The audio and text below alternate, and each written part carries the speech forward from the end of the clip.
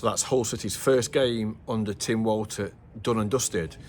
A fascinating game. It's finished 1-1 against Kasimpasa, a side who finished 5th in the Turkish Super League last season. Where to begin?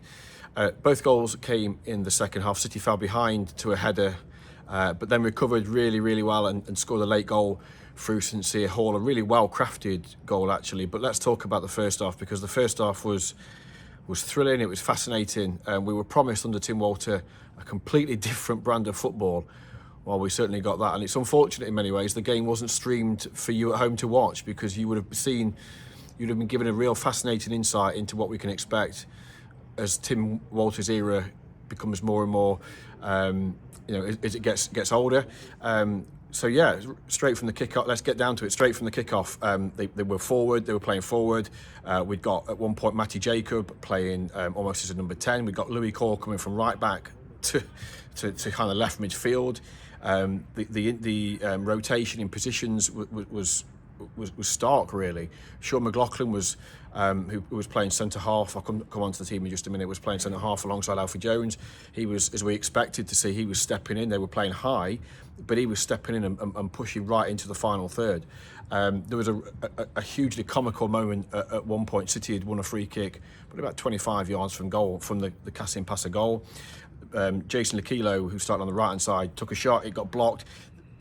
Basically, the ricochet took it into the City half, and Ivor Pandor was on the halfway line, pulled down his man, got a yellow card, which is you've got to go some in the friendly to get a booking. He got yellow carded, but that was an example of how high City were playing, and their goalkeeper was on the halfway line when they were taking a goal kick. I mean, I asked Tim Walter after the game about that, and he said it was a ridiculous thing to do, and I don't think he wants to see that too often. He wants his side to play with a bit more common sense. But it kind of highlighted the way they played in that first half. They were so on the front foot that they were playing forward quickly. They were creating chances.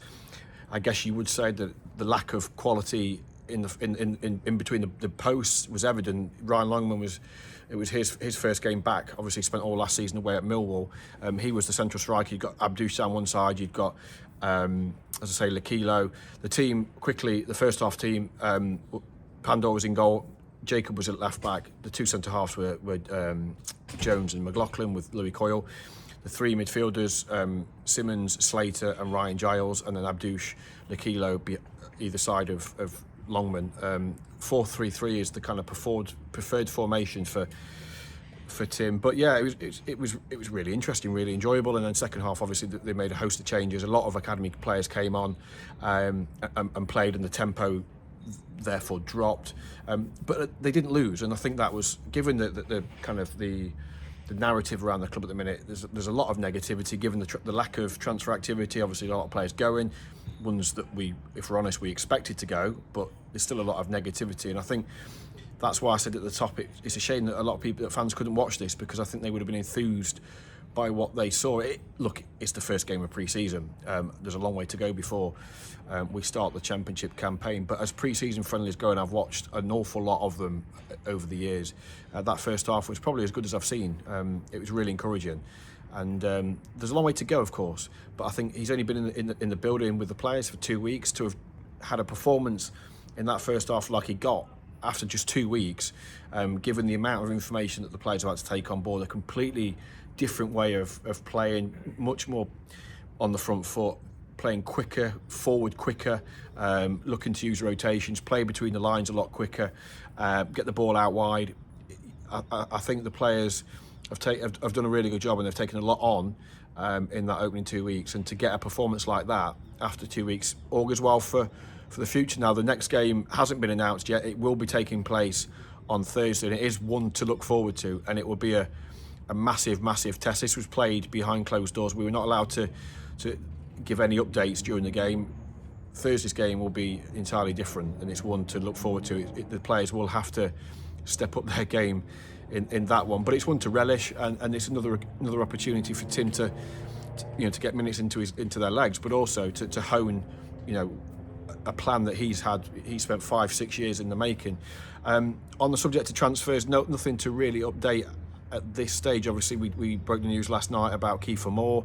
That deal is not going to happen. They are working elsewhere, but we have to wait and see. Tim has called for patience. He's got full faith in the fact that players, the right players, quality players, not just any players. We saw Morecambe announce 15 new players. You can get 15 new players for League Two, but for where City want to go, the feeling is that they've missed out on a target in Kiefer Moore, but they've got other targets, and but you do feel that if based on that 45 minutes, that if he's given the tools, he's given the players that are quality and that can enhance what they've got and add to what is, they've got some good players already. They will have a decent chance this season. But look, it is only one game. We're not going to get too ahead of ourselves. It was encouraging. It was enjoyable. And now on to Thursday.